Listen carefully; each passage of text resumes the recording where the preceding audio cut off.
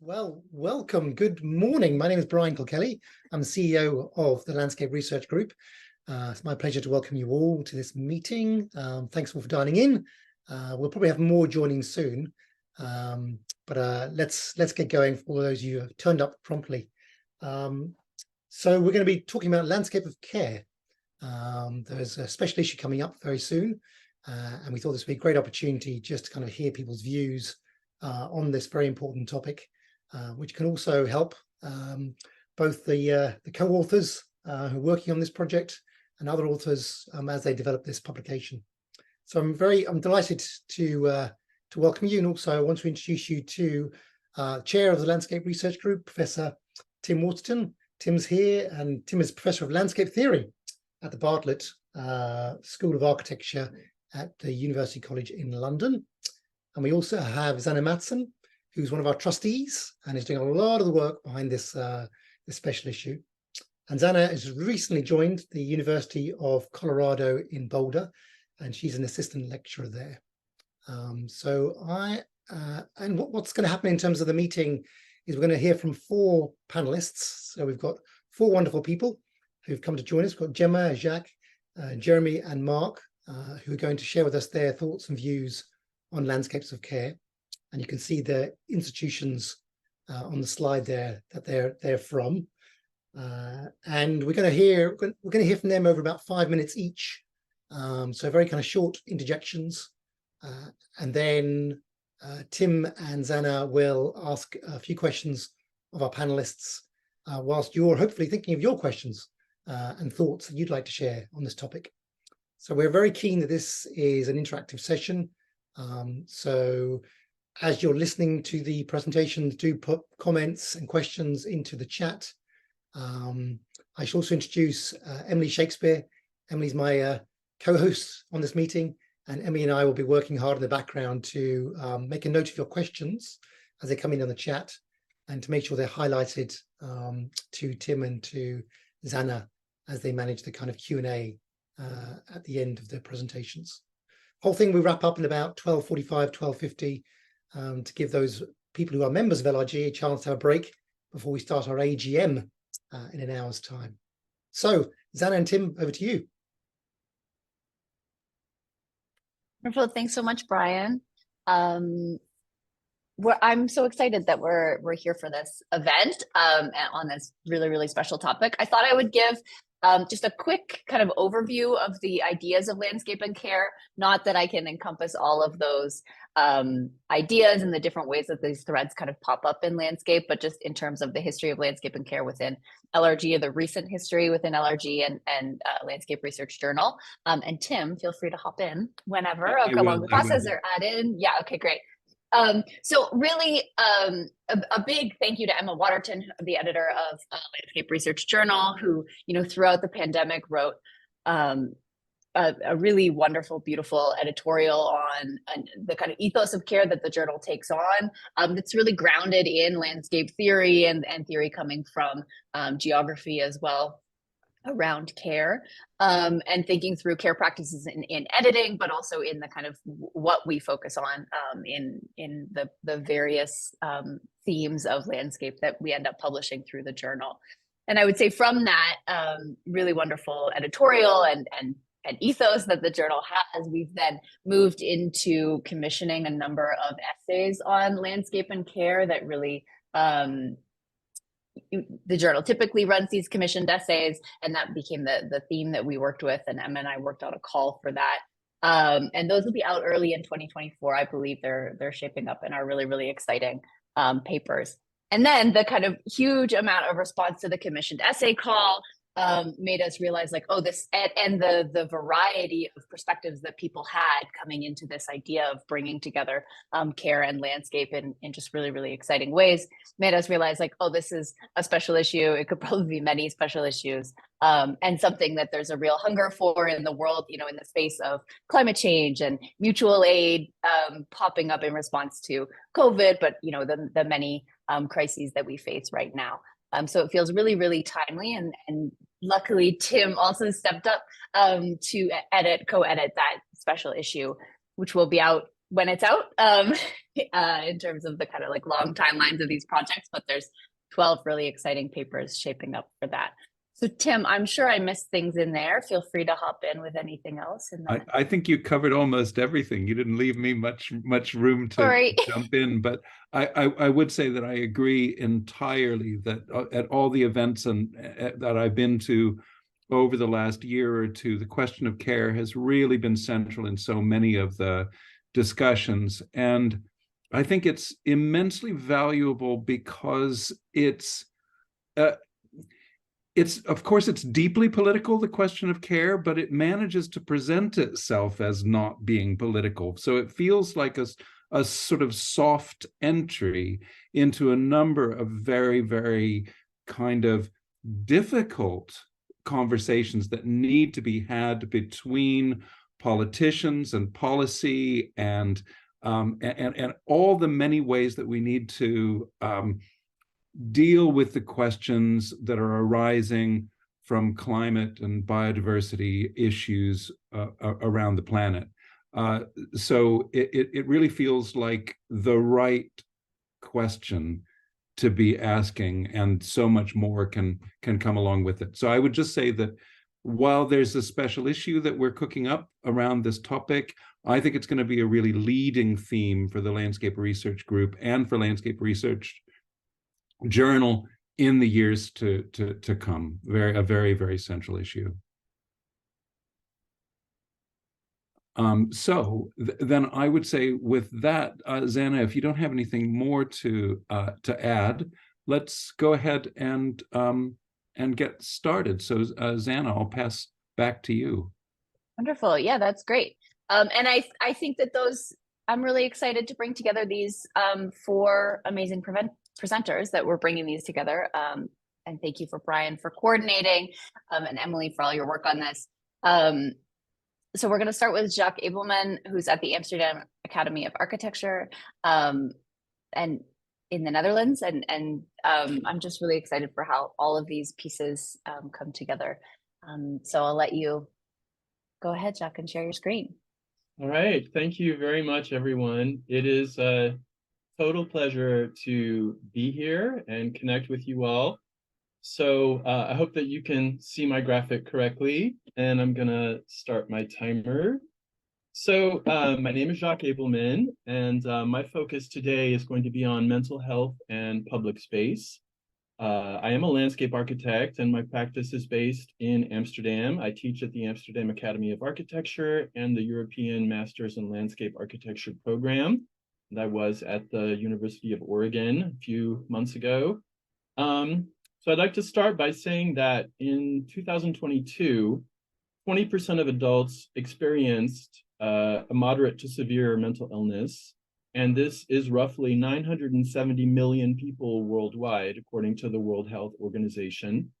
And as I'm sure most of us know, the COVID-19 pandemic had a huge and uneven impact on global mental health. In 2020, more than 50 million additional cases of major depressive disorder and 76 million additional cases of anxiety disorder were experienced worldwide. And that mostly disproportionately affected younger people. At the same time, 20% of the population is estimated to be neurodivergent. And these conditions of neurodivergence range from the spectrum of autism to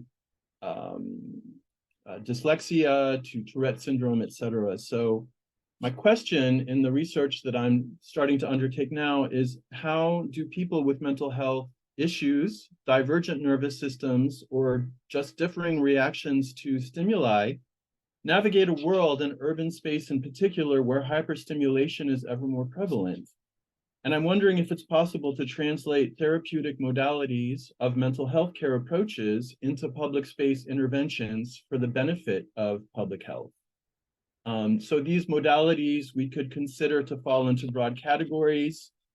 Traditionally, they would be cognitive and behavioral therapies, as well as somatic or body-based therapies, as well as experiential, for example, play, based therapies, and more. So some of these could translate into public space interventions.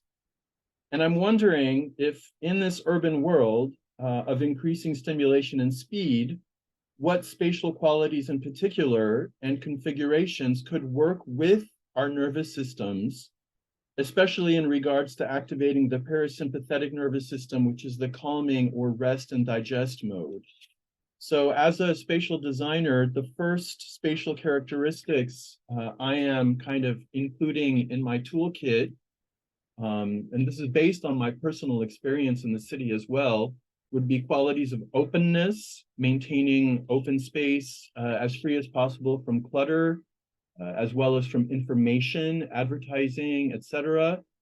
Opportunities for connection, opportunities for shelter or protection and intimacy, perimeters, which kind of create spatial boundaries for security around people. I'm interested in the effects of sound and white, brown, and pink noise in particular, which can come, of course, from water, different materials, plant materials. There's a potential for color being used as a therapy in public space. And also the idea of focal points or creating spatial configurations which offer opportunities for mindfulness.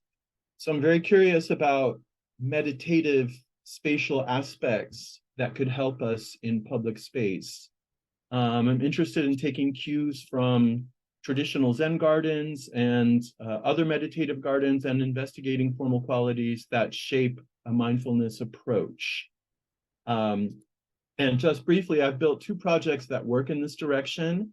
The first is a project called the Landscape Table in Brussels, which is a massive wooden table that seats 100 people, and it brings edible food gardens to eye level and integrates a kitchen in public space, so people have the chance to connect around the experience of food and cooking. The other is a meditation table I created for students at the University of Oregon, which brings kind of traditional Zen landscape to eye level and provides a focal point while people are studying. And just to end, further steps that I'm really thinking about, I'm very inspired by Gregory Bateson's concept of mind and nature from Steps to an Ecology of Mind, which explores thinking on the subject of the different patterns that connect living beings to each other and their environment. And I'm wondering if we could conceptualize human health within ecosystem health. If living systems are also minds, as suggested by Bateson, then we are minds within minds. Human mental health is therefore encapsulated within ecosystem health, and human health and recovery are inextricably linked. Therefore, we could expect the degradation of human mental and physical health within degraded or ailing ecosystems. And perhaps the restoration and healing of human minds must occur within healthy ecosystems, and the relationship between these 2 potentially parallel processes should be explored further through research and design. Thank you very much for your attention. Thanks so much, Jacques. And Jacques, it's wonderful to know that you're back in Amsterdam and within easy reach of London at the end of a railway line. So very, very pleased about that. Although it's definitely Oregon's loss. Anyway, thanks again, and we'll come back to you with questions and comments, and I'm sure there will be questions from the audience as well. And now, someone I just saw yesterday, Jeremy Burkhart, we were together at the Landscape Decisions Conference at the Royal Society in London, which was a great event. Lots of good things happening there. Jeremy is associate professor in rural history at the Department of History, University of Reading. And he will present to us from his work on Lifescapes, work in landscape biography, which I had great pleasure seeing at much greater length yesterday. So right over to you, Jeremy. Thanks so much, Tim. And thanks to the LRG very much indeed for offering me the opportunity to talk to everyone today. That was an absolutely fascinating paper, Jacques. I absolutely loved your humane approach, and it'd be great to discuss it more in a moment. I'll start my timer and share my screen. So here we go. So can you all see the image? Yes. Great, thank you. So the photo you're looking at shows children playing at Julian's Bower in Lincolnshire, England, a rare example of a surviving medieval or possibly even pre-medieval turf maze. The photo dates from the early 20th century, and I've chosen it because it demonstrates the hollowness of the assumption, which is still prevalent in some quarters despite decades of scholarly critique, that landscape is something apart from us, an aesthetic object to be contemplated at a distance. There's nothing disengaged about these 5 girls as they whirl along the narrow curving path, eyes down, one foot in front of the other, so as not to step on the grass on this bright and breezy spring day 100 years ago. They are part of the landscape, and the landscape is part of them. I'll stop sharing now. So through our ongoing participation in familiar landscapes like this one, for these girls, such landscapes become intimately intertwined with our lives and often profoundly imbued with meaning. But this happens in highly personal ways, arising from the unique intersection of environmental, political, cultural, socioeconomic, and psychological forces that make us who we are. Moreover, this is an inherently temporal process. Just as material landscapes consist of sedimented layers laid down over many years, one on top of the other, so do our own personal landscape meanings. Because they develop in parallel with our lives, or to be more precise, with and through our living, I refer to these cumulative personal landscape meanings as lifescapes. Understanding lifescapes requires careful, empathetic research, attending especially to marginalized and disadvantaged groups such as children and other silenced or unheard voices, while recognizing and respecting the diversity and individuality of landscape experiences within this. Historians like myself have not always been at the forefront of landscape research, I think it's fair to say. For example, it's only in the last few years that historians have begun to make use of the phenomenological methods that archaeologists and anthropologists like Christopher Tilley, Barbara Bender, Tim Ingold, and many others developed decades ago. However, I think because the stock in trade of historians is discovering, contextualizing, and interpreting documents from the past, we are particularly well placed to study long-run lived experience. Several landscape and rural historians in the UK have become interested in personal landscape experience in the last few years. For the medieval and early modern periods, rich autobiographical material is rarely available, but medievalists like Stephen Milson and Stuart Brooks have made imaginative use of place names and settlement patterns, while Nicola White has led the way among early modernists, using court records to elucidate personal landscape memories. Modern historians like myself have much richer life-writing material at our disposal. Numerous detailed, long-run 19th and 20th century diaries have been deposited in public archives. And it is this resource that I used in writing my recent book, Lifescapes, which is a study of landscape experience in England between 1870 and 1960, published by Cambridge University Press earlier this year. I'll share my screen again and see if I can move the slide along. Yeah, there we are. Sharing it, Jeremy. Sorry, I'm not sharing yet, am I? Is that right? So let's, is that better? Yep, that's great. But thank you very much. The methodology I used for Lifescapes is one that's rarely been used before and never, as far as I'm aware, in the context of landscape studies. It's perhaps best described as comparative analytical biography. Biography because if our personal lifescapes accumulate as we live, each layer built upon the layers laid down before, then we need to follow lives in chronological order to recognize the place of landscape within them. Comparative because if we want to identify the similarities and differences between people's lifescapes, we need to look at as many lives as the research time available to us permits. Analytical because the aim is not only to recover lost or in some cases never noticed landscape experiences, but also to understand them. The cornerstone of this method is identifying suitable source material. The best sources are long-run unpublished diaries, journals, and other autobiographical material written as near as possible to the time of the events described.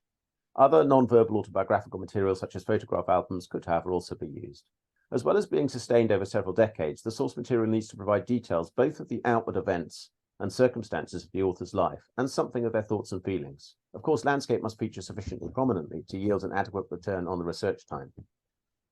During my research for Lifescapes, I was able to identify 9 suitable diaries that fell within the relevant spatial and temporal parameters, 8 of which I used. This allowed me to trace the effective meanings of landscape as they evolved across the lifespan in, I think, unprecedented depth and detail. The results were fascinating, rewarding, and surprising, at least to me, but I'm afraid I don't have time to tell you about them now. You'll have to read the book if you want to find out. So to conclude, giving close, I'll stop sharing so you can see me. So to conclude, giving close, respectful attention to individual lifescapes is an act of care that helps us understand how and why landscape sometimes matters so much to people, and how diverse and unexpected people's landscape experiences, needs, and commitments can be. Affirming and validating the lives and landscapes of the less advantaged in this way is important in itself, and also strengthens our capacity to resist the powerful political and economic agents and forces always ready to ride roughshod over them. Thank you very much.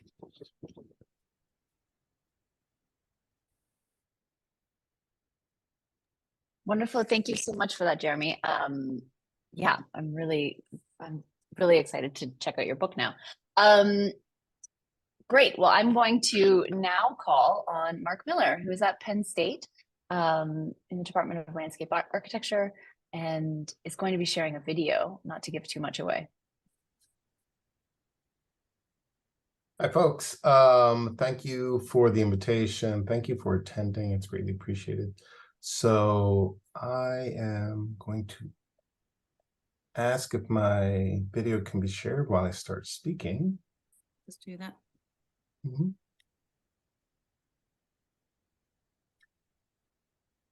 So at Penn State, I've been running a studio for the past several years called the Mediated Landscape Studio, where we are exploring different ways of approaching how we communicate landscape to a wider public. In other words, I'm trying to get them out of this building and out of their heads in this building to consider the people who they're really working with and impacting to convey a message of what concerns they may have with landscape architecture or with landscapes, and in the opposite as well.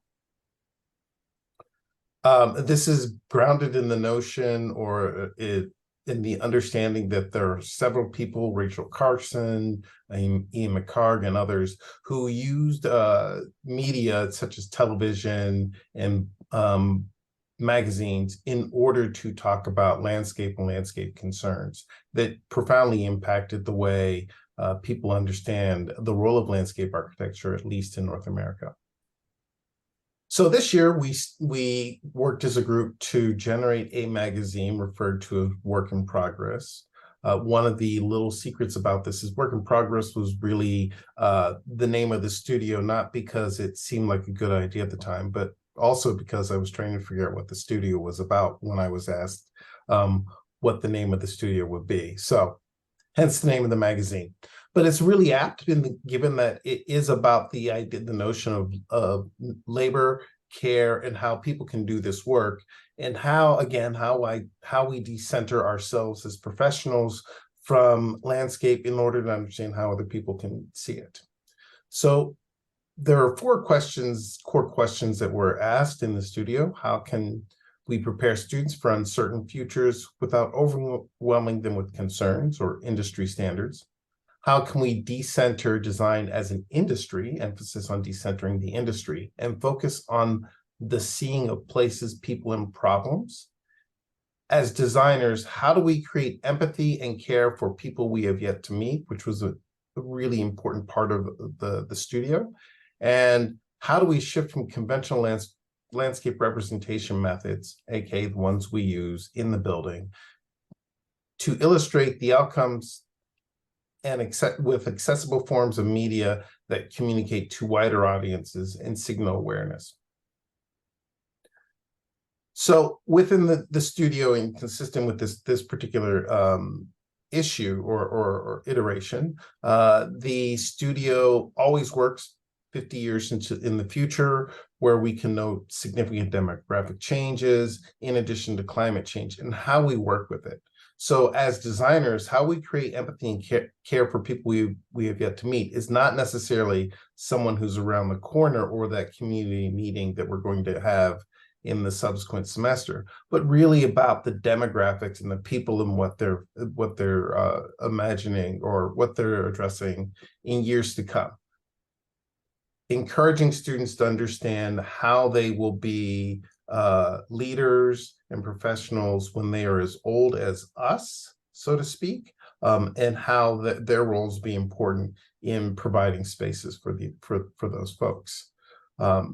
So as a result of this concern with care and this concern with popular media, the magazine was understood as something that was, or the broadsheet is understood as something that is widely accessible. And even though it is not necessarily something that we see commonly, it is something that is ubiquitous, that you see in grocery stores, public libraries, the spaces where people aren't beholden to technology all the time, but are willing to get information from a much more passive and tactile manner, and how they translate their vision and their future into that alternative media that they're not used to looking at in order to create spaces for themselves and make themselves more comfortable with their futures as professionals. Thank you. Excellent. Thanks so much, Mark. It's wonderful to see how all this work is adding up. I think we're going to have a really rich discussion following this. So let's move on very quickly now. We're keeping extremely well to time. Thank you, everyone, for that. And I'm going to pass on to Gemma Nurser, who is undertaking an MA in Fine Art at the University of Gloucestershire, and she has a background in interior architecture and working with experiential events. So I think that, again, is going to add to the number of questions that we have here today. So Gemma, it's all yours. Thank you, Tim. Would you mind sharing my screen? Thank you. So the kind of title of my talk today is The Birdwatching Walk and Creative Response. Thank you very much for the opportunity to present and discuss my work. So the painting is called World Making, and it creatively explores the interplay between myself and the red-listed house martin when we are both in motion. I'm going to try and discuss how this interplay engenders care towards this endangered bird and the landscape we share, with wider implications for post-human learning. So house martin numbers have declined by 57% since 1969, and in 2021 were added to the RSPB's Red List. I am lucky to live near a nesting site, and I love to notice their acrobatic flight when I'm out walking. On these walks, I observe and internalise their lines of flight, reenacting them back in the studio through sweeps of pencil, paint and mouse, as you can see from the painting. So to some, the bird-watching walk may sound trivial, but I argue that it encourages an intensified ecological interaction with the birds. Through a method I term movement, perception and motion, I actively shift my human-centric perspective and negate a detached observation. I engender an intra-action with the birds, and this is a term coined by quantum physicist Karen Barad to describe the dynamism of forces in which things are constantly exchanging and diffracting, influencing and working inseparably in case across a shared effective landscape. Studies have shown that walking enables a greater attunement through slower perception and enhanced peripheral vision, enabling what philosopher Timothy Morton refers to as a cellular experience of bonds tightening between beings. So we are united in movement, but I'm also reminded of my human limitations. I cannot fly. This alterity, Carrie Weil believes, brings humans to the limits of our own self-certainty and certainty about the world. So amid the house martin's decline, my painting offers an affirmative antidote to loss. In the words of Deborah Bird Rose, I focus on the actual exuberance of the animals themselves as they go about their lives. Their flight is a spectacle that emanates energy and life. Watching them generates awe, which studies have shown increase empathy. So for me, such empathy leads to caring about these endangered birds. I give greater thought to the preservation of their nesting sites. We're going to put nesting cups up on our house and consideration of landscape features such as ponds to improve their food availability. So my humanist attitude shifts to encompass caring for a landscape equally shared with the house martins. or what Jennifer Walsh refers to as a zoopolis of respectful coexistence. So beyond my own practice, I propose that the method and creative expression could be applied in progressive educational settings to establish a post-human and affirmative learning around networks of care. The birdwatching walk and creative response transcend the traditional academic model of attainment and focuses on expression and understanding through difference. Mira Kalliotakis states, respect for otherness in simulation rejects treating the animal as a fungible and expendable resource for human beings. Other animals in movement could be observed and creatively expressed in different ways, but what is imperative is decentering humans from a static position of power to moving in a shared landscape of enhanced attunement with non-humans. In a future where landscapes will be increasingly contested by different groups of humans and non-humans due to the pressures of the Anthropocene, ecological thinkers Rosie Braidotti and Donna Haraway insist more than human relations of ecological care have become matters of planetary survival. So, to conclude, my birdwatching walk and creative response encouraged such ecological care between myself and the house martins. In a wider context, I believe they could contribute to a post-human curriculum inaugurating landscapes of care between human and non-human, imparting on future generations their equality in a relational moving network, where, as Donna Haraway aptly puts it, human beings are not the only important actors. Thank you.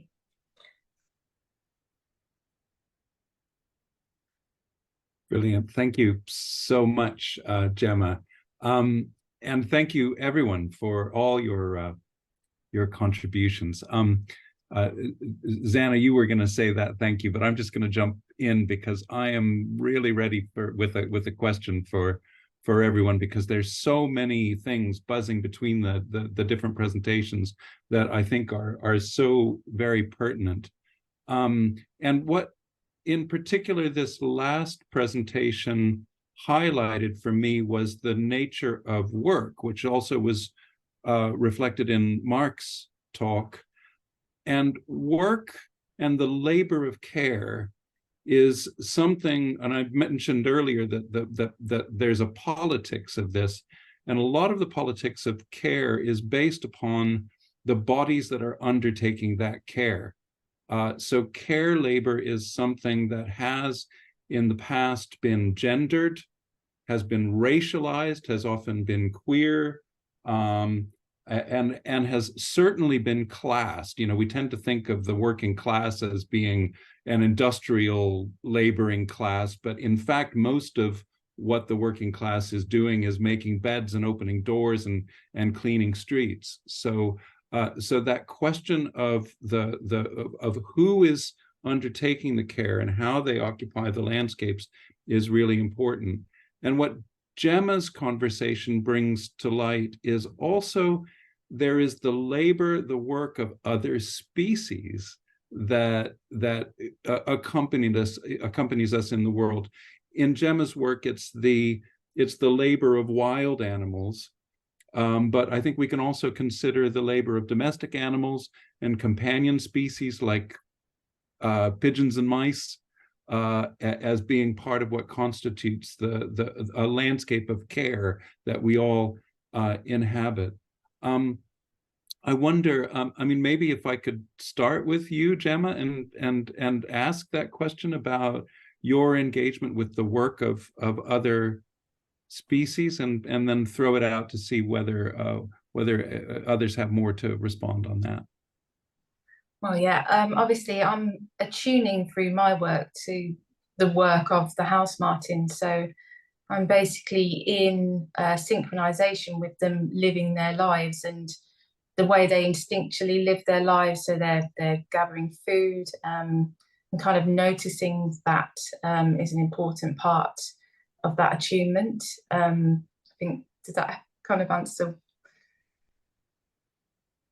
Yes, and it definitely connects with the observations about the interaction between self and environment that are so clear in Jacques' work and in Jeremy's work as well. So please, any of you jump in if you want to add to that.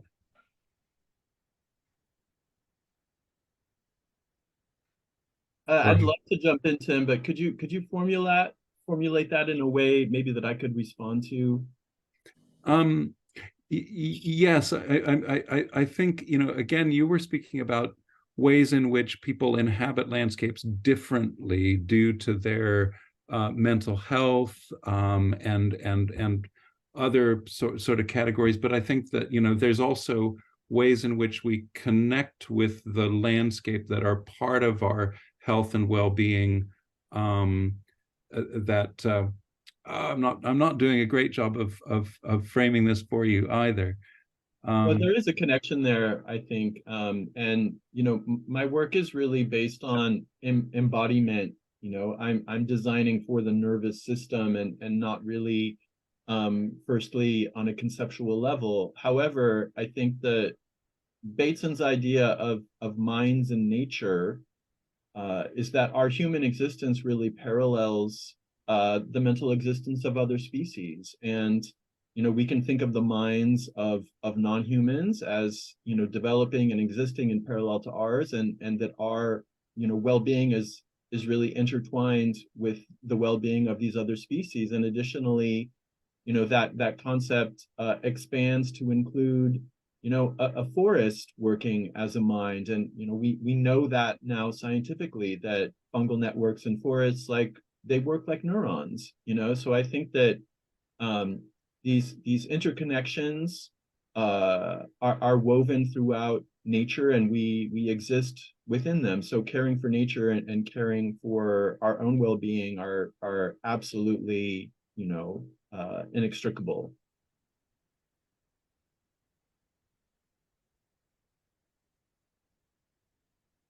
I was going to jump in, if I may, as well, Jeremy and Zanny, just to kind of observe the connection between Mark's points about the need to decenter and professionals to kind of learn how to do that. And it makes me wonder, and I'd be interested to hear your views on this, Mark, about how nature and other species can be used as part of that process, or could be helpful as part of that process of learning what does it mean to decenter. And especially considering, as you say, looking into the future, what's life going to be like on this planet in different climate scenarios, and what might be experience of other species in that time, and what might that mean for us in terms of how we care for them, which of course, as Gemma says, our planetary survival depends on our ability to care for other species as much as it's for ourselves. I don't know, Mark, have you had an experience of kind of other forms of decentering, about using nature as to help on that journey? Well, one of the themes in this first issue of Work in Progress dealt specifically with the importance of mycelial networks. So there was this very, in the world building process as well, there was another circumstance, but so one student was dealing with mycelial networks as a way to deal with a post-flood community in upstate New York. And then during the collaborative group session where we were building this future world together, so to speak, one of the propositions was a type of beetle that basically came in and wiped out all maple trees. And it was one of those situations, I don't like pulling people back, but kind of had to say, if all maple trees are wiped out across the Northeast of the United States, we have really big problems, and there are other issues, and so we have to back off of that. But it was the conversation that was generated and the ability of the students to speculate these questions, and even more importantly, to feel comfortable to ask these questions in a classroom, and to put them forth instead of repeating a solution or a best practice. They were able to imagine, well, this is an interest of mine as a student, and how will that future impact me, and how can I propose that to everyone else in the room, and how they would respond to it. So there was this interesting relationship between sharing the problem of nature with everyone else that generated thoughts and ideas. Fantastic. Yeah, brilliant experience. Thank you, Mark. I'll hop in with a question quickly, and then we'll get to these ones in the chat.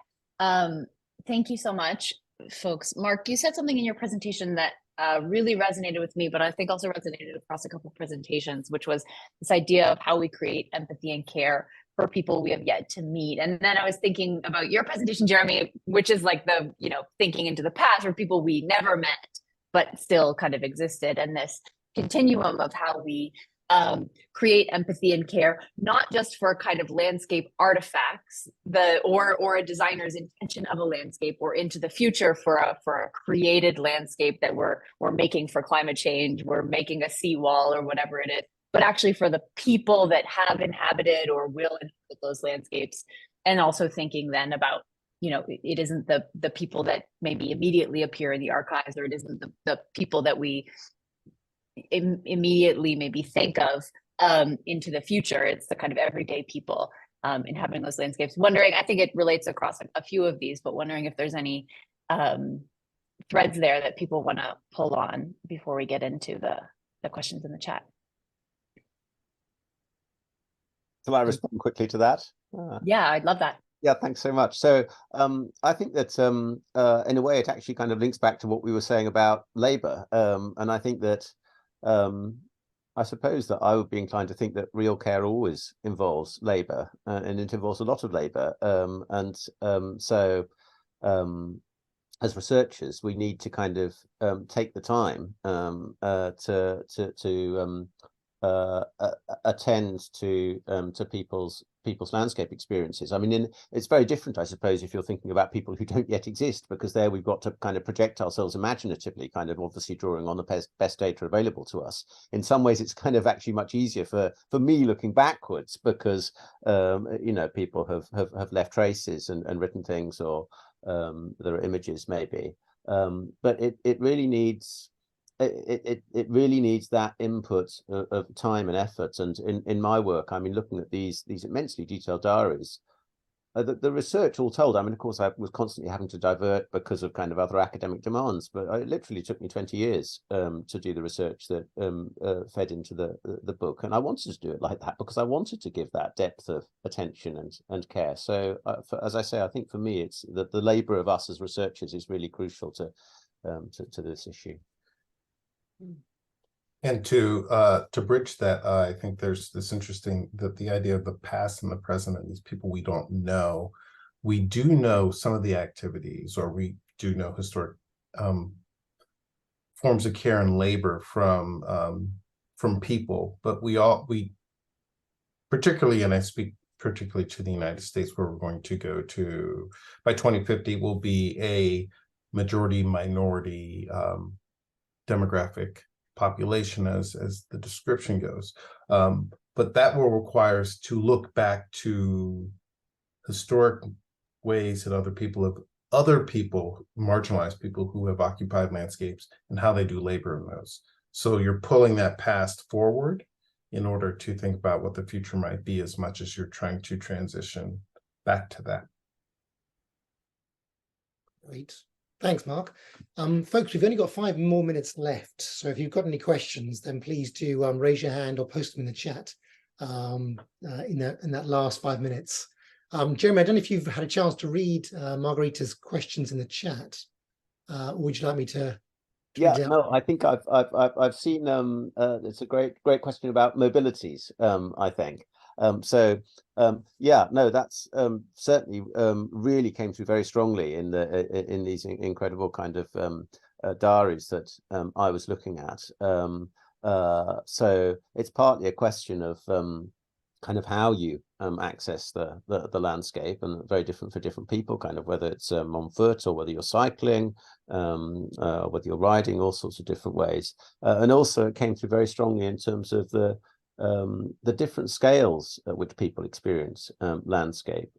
So for one of the people I looked at, Catherine Spear Smith, who was a kind of Hampshire artist, not a very successful one, although I like her work. But for her, I mean, it was she wasn't very mobile, and so it was incredibly kind of intimate and small scale, her landscapes. But that allowed her to, I think, look with particular closeness and empathy. For example, tiny things like little birds' nests and so on in her garden and immediately around where she lived. So yeah, how people kind of move through landscapes and the scale at which they experience landscapes, I think is absolutely crucial. There was a message from Shirley Chubb as well. Shirley's one of our recipients of the research fund for Gemma. Did you manage to see that, Gemma? Do you want me to read it out? Can you talk a little more about how the materials you choose to work with in themselves animate the sense of Bharat's interaction you describe with the birds you observe? Oh, right. Okay. In terms of the materials, so I generally start with pencil on paper. So it's just really reactive. So what I've kind of taken on board whilst I'm out walking, I'll bring back to the studio, and then it's just kind of relived through the sweeps of the pencil, and I'll start just marking the lines of flight with simple pencil lines, and then I will build up on top of that with paint, and then often move into digital processes as well. And all of it really is just trying to capture that movement and connection of kind of being in that affective atmosphere with the birds. Hope that explains it well enough.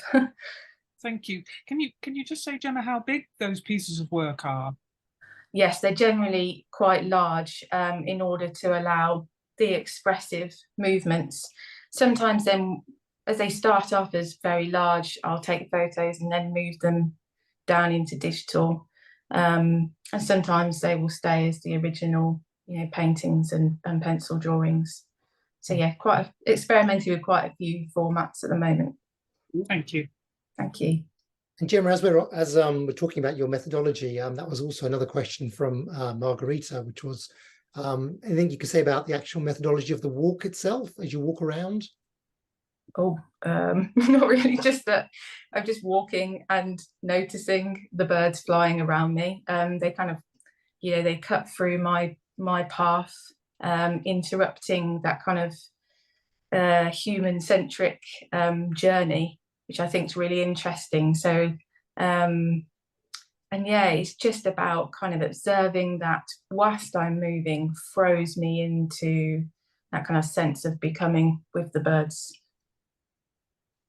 Fantastic. Good. We've got time. We've got a couple more questions in the chat, so we'll try, before we wrap up, if that's okay, to quickly answer those ones. So the first one is from Laura for any of the panelists. Professor Laura Watt. Why don't you go to the other one first, since it's more specific? Mine was just kind of a, what about this? You sure, Laura? Yeah. Do the other one first. Very gracious. I think Laura's would be great to wrap up the conversation. So let's do this one for Mark in the chat first. Yeah. So we've got, Enrique says, question, is that a question for Mark, was it? No, for Jacques. I'm curious to hear whether your research methods may have stretched beyond office, whether you chose to sit and do research in order to truly, as you say, embody research into mental health and landscapes. I thank you for that question. I would love to answer that. I think, just to full disclosure, I am someone who has mental health conditions and I have severe anxiety, and that often means that I can be triggered to have a panic attack or an anxiety attack in public space. So, this work is a direct response to how I experience stimuli, and I know that my nervous system is kind of a testing ground for, how space can affect people. So that's why I mentioned something about it being designed for the body, for the brain, almost below the level of consciousness. I know that what I'm investigating is spatial configurations that just make you feel good, that make you feel calm, where you feel the cortisol and the adrenaline kind of de-escalating. And I noticed that, contemporary design and urbanism is kind of, there to allow more speed to happen. And I think we need the opposite. I think we need pockets of stillness, pockets of less stimulation. And what I see is people reacting to increased stimuli by isolation. So you have your noise canceling headphones, you're in your phone, maybe you have an electric bike that allows you to move like even more extremely quickly. And this is disconnecting us. And one of the critical things in human mental health recovery is the idea of connection. So how do we enter that state of calm and connect in public space in safe ways that are accessible to everyone? And so, as I move through the world, I'm constantly thinking about this and finding out what works, integrating that into design, and hopefully offering that to others. So I hope that answers that question. It does, Jack, it does. Thank you very much. And ladies and gentlemen, we're out of time. As ever with these things, the questions start kind of flowing through really fast. So Laura, I'm going to leave your question there in the chat for people to look at, which is a brilliant question. See the chat. And Tim, if I may hand over to you to kind of close the session for us. And I hopefully see many of you in a few minutes after a quick comfort break for the AGM. Yep, I'd just like to say thank you very much to all our speakers. I wish we had another hour to talk, and I wish we could adjourn to a pizza meal or something afterwards.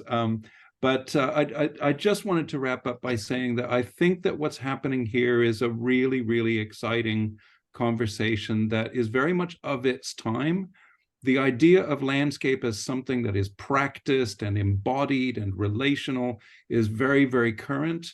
And what that does is it situates these discourses of care very firmly in a landscape setting and in a landscape set of discourses. So to me, I think this is landscape's moment. It is really the time when we can advance and speak with our point of view from a very, very confident position.